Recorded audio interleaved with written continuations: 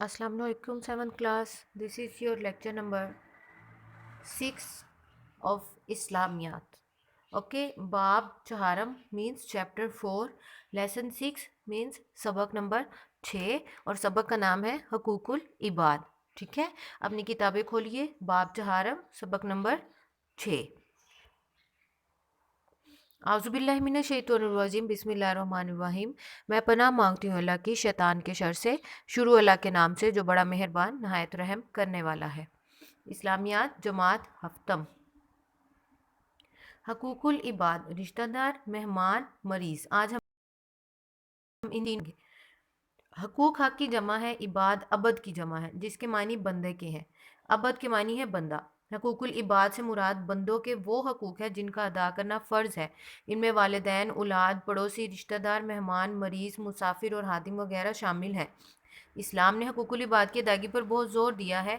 अल्लाह ताला अपने हकूक तो माफ़ फरमा देगा, लेकिन बंदों के हकूक को जब तक हकदार माफ़ नहीं करेंगे अल्लाह ताला भी माफ़ नहीं करेगा।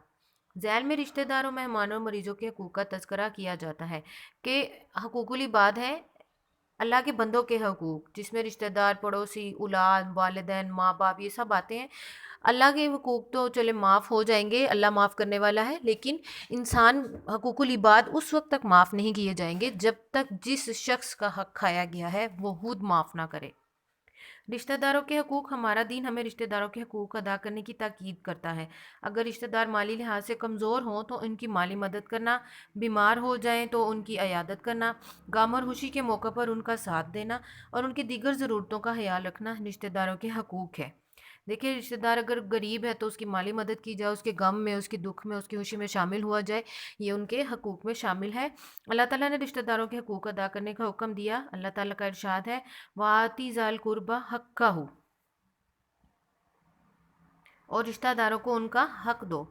रिश्तेदारी जोड़ने से अल्लाह ताला इंसानों के रिज़्क़ में फ़राही और वुसअत पैदा करता है, मतलब ज़्यादा कर देता है, और रिश्तेदारी का ख्याल रखने वाले की उम्र में भी इजाफा हो जाता है। रिश्तेदारी और सुलह रहमी अख्तियार करने वालों के रिज़्क़ और उम्र में बेइंतहा बरकत और इजाफा होता है, और कता रहमी करने वाले का रिज़्क़ कम हो जाता है। देखें, अगर कोई रिश्तेदारों से अपना ताल्लुक़ तोड़ता है उसके रिज़्क़ में भी कमी आती है और उसकी उम्र में भी कमी आती है। नबी करीम सल्लल्लाहु अलैहि वसल्लम ने फरमाया कि जिसको ये पसंद हो कि उसकी रोज़ी में वुसअत और उसकी उम्र में बरकत हो तो उसको चाहिए कि सुलह रहमी करे, मतलब रिश्तेदारों के साथ अच्छा सलूक करे। आप सल्लल्लाहु अलैहि वसल्लम ने रिश्तेदारों से ताल्लुक़ तोड़ने से मना किया है।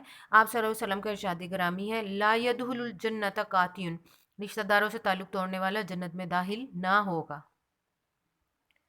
रसूलुल्लाह सल्लल्लाहु अलैहि वसल्लम की मुबारक ज़िंदगी क़यामत तक उम्मत के लिए बेहतरीन अमली नमूना है। हम नबी करीम सल्लल्लाहु अलैहि वसल्लम अपने क़राबतदारों के साथ हुस्न सलूक फरमाते, उनकी खबरगिरी फरमाते, उनकी माली मदद करते, उनके काम आते, उनकी ज़रूरतों का ख्याल रखते कि खुद अपने रिश्तेदारों के बारे में पता करते। रिवायत है कि हज़ूर सल्लल्लाहु अलैहि वसल्लम की रज़ाई बहन हज़रत शीमा रज़ी अल्लाह तआला अन्हा जब मिलने आती तो आप सल्लल्लाहु अलैहि वसल्लम खड़े हो जाते, अपनी चादर मुबारक बिछा देते और उन्हें उस पर बिठाते। जब तक रहती रसूल करीम सल्लल्लाहु अलैहि वसल्लम सिर्फ उनसे बातें करते, अपना कान मुबारक उन्हीं की तरफ किए रखते।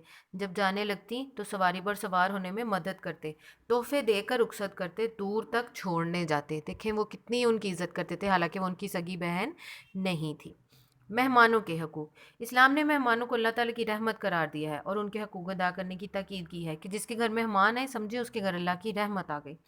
हमारे प्यारे नबी हज़रत मोहम्मद सल्लल्लाहु अलैहि वसल्लम बेहद मेहमान नवाज थे। आप सल्लल्लाहु अलैहि वसल्लम के घर में जब कोई मेहमान आता तो आप सल्लल्लाहु अलैहि वसल्लम उसकी खूब हिदमत करते, उसकी ज़रूरतों का ख्याल रखते, उसकी किसी बात का बुरा ना मनाते, उसकी इज़्ज़त व तकरीम उसे इज़्ज़त व तकरीम से रुखसत करते।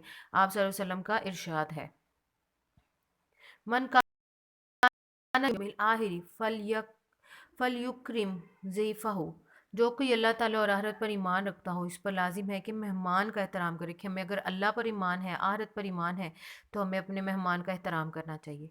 मेहमान नवाज़ी तमाम अम्बिया कराम अलैहिस्सलाम की सुन्नत है। हुज़ूर अकरम सल्लल्लाहु अलैहि वसल्लम की ज़िंदगी मेहमान नवाज़ी, जज्बा इसार और कुर्बानी का बेहतरीन नमूना है।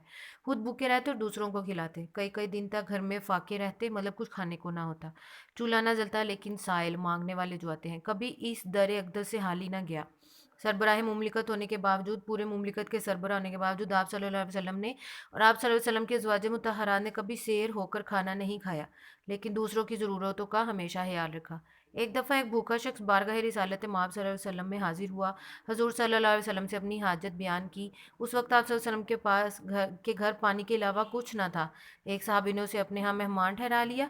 گھر پہنچے تو معلوم ہوا کہ کھانا صرف بچوں کے لیے کافی ہے۔ مطلب آپ کے گھر میں کچھ نہیں تھا تو ایک صحابی انہیں لے گئے، وہاں گئے تو پتہ چلا کہ کھانا صرف اتنا ہے کہ بچوں کو مل سکتا ہے اور بچوں کے لیے ہوگا۔ انہوں نے اپنی بیوی سے کہا کہ بچوں کو کھانا بعد میں کھلا دینا، پہلے اس مہمان کو کھانا کھلاؤ، تاکہ مہمان یہی سمجھے کہ ہم کھانے میں شریک ہیں، اور بتی بجھا کر اس نے کھانا کھلایا۔ ایسا ہی کیا گیا، مہمان نے پیٹ بھر کر کھانا کھایا اور میزبان بھوکے رہے، کہ مہمان کو انہوں نے پیٹ بھر کر کھانا کھلا دیا لیکن جو ان کے میزبان تھے وہ بھوکے رہے۔ اگلے دن رسول اللہ صلی اللہ علیہ وسلم نے ان صحابی سے فرمایا کہ تمہاری مہمان نوازی اللہ تعالیٰ کو بہت پسند آئی۔ ہمیں بھی چاہیے کہ ہم مہمانوں کو ہندھا پیشانی سے خوش آمدید کہیں، انہیں اللہ تعالیٰ کی رحمت سمجھیں، ان کی خدمت کرنے میں کوتاہی نہ کریں۔ مہمان کو بھی چاہیے کہ میزبان کی کوئی بھی ایسی فرمائش نہ کرے کہ جس سے وہ پریشان ہو۔ جس کے گھر گئے ان کو بھی ایسی فرمائش نہ کی جائے کہ وہ پریشان ہو۔ اس کے ہاں زیادہ دن قیام نہ کرے، قیام کے دوران کوئی ایسی حرکت نہ کرے جس سے میزبان کی عزت پر حرف آتا ہو یا اس کے لیے پریشانی کا باعث ہو۔ کہ ہم اس مہمان کو بھی چاہیے کہ وہ ایسا کچھ نہ کرے جس سے میزبان کی جو تھا اس کے لیے پریشانی کا باعث بنے۔ مہمان نوازی اسلامی معاشرے کا حسن ہے، ہمیں چاہیے کہ اس حسن کو برقرار رکھیں۔ مریضوں کے حقوق، دوسرے کا دوسرے مسلمان پر حق ہے کہ جب وہ بیمار پڑ جائے تو اس کی عیادت کرے، اس کو پوچھے، بیمار کرنا، ان کی دیکھ بھال کرنا، ان کے علاج معالجے میں مدد کرنا اور ان کی شفا یابی کے لیے اللہ تعالیٰ سے دعا کرنا ان کے حقوق ہے۔ کہ بیمار کا حق ہے کہ ہم اس کو پوچھیں، اس کا خیال رکھیں، اس کی شفا یابی کے لیے اللہ سے دعا کریں، جن کا خیال رکھنا فرض ہے۔ حدیث قدسی ہے کہ قیامت کے دن اللہ تعالیٰ فرمائے گا کہ اے ابن آدم، میں بیمار تھا تو نے میری عیادت نہیں کی۔ بندہ کہے گا اے پروردگار، آپ ساری کائنات کے رب ہیں، بھلا میں آپ کی عیادت کیسے کرتا؟ اللہ تعالیٰ فرمائے گا کہ میرا فلاں بندہ بیمار تھا اور تو جانتا تھا مگر نے اس کی عیادت نہ کی۔ کہ دیکھیں اللہ اس کی بیماری کو اپنی بیماری کہہ کر بات کرے گا، اگر تو اس کی عیادت کرتا تو مجھے بھی وہیں پاتا۔ دیکھیں کہ بیمار کی عیادت کا کتنا بڑا اثر ہے، کہ اللہ کہے گا کہ میں بیمار تھا اور تو نے میری عیادت نہ کی، اور اگر تو میری عیادت کو جاتا تو میں وہاں پہ ہوتا۔ بیماروں کی عیادت کرنے والوں کے لیے اللہ تعالیٰ کے فرشتے دعا گو رہتے ہیں۔ جو بیمار کو پوچھتا ہے، اس کی عیادت کرتا ہے، اس کے لیے فرشتے دعا کرتے ہیں۔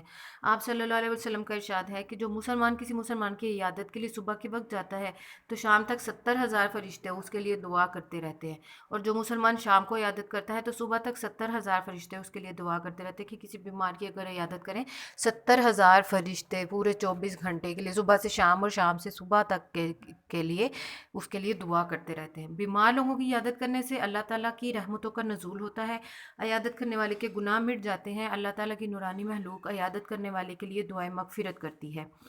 ہمیں چاہیے کہ ہم مریضوں کی عیادت کے لیے ضرور جائیں، ہو سکے تو ان کے لیے پھولوں کا تحفہ لے کر جائیں، ان کو حوصلہ دیں، ان کی خدمت کریں اور ہمدردی سے پیش آئیں۔ اگر انہیں مالی ضرورت پیش ہو تو اپنی طاقت کے مطابق پوری کر دی جائے۔ سب سے بڑھ کر یہ کہ اللہ تعالیٰ سے ان کی شفا یابی کے لیے دعا کریں، اللہ سے ان کے لیے دعا کریں کہ اللہ انہیں شفا عطا فرمائے، اور ان کے پاس زیادہ دیر نہ بیٹھے تاکہ انہیں تکلیف نہ ہو۔ ٹھیک ہے، یہ آپ کی ریڈنگ تھی۔ آج ہم ریڈنگ بس کمپلیٹ کریں گے، نیکسٹ لیکچر میں ہم اپنے سوال جواب جو ہیں وہ سالو کریں گے۔ Diary learn the complete reading کو لرن کرنا ہے، ٹھیک ہے، اس کو کینلی پڑھنا ہے، اچھی طرح سے پڑھنا ہے، اس کو لرن کرنا ہے۔ Okay students, take care, best of luck, اللہ حافظ۔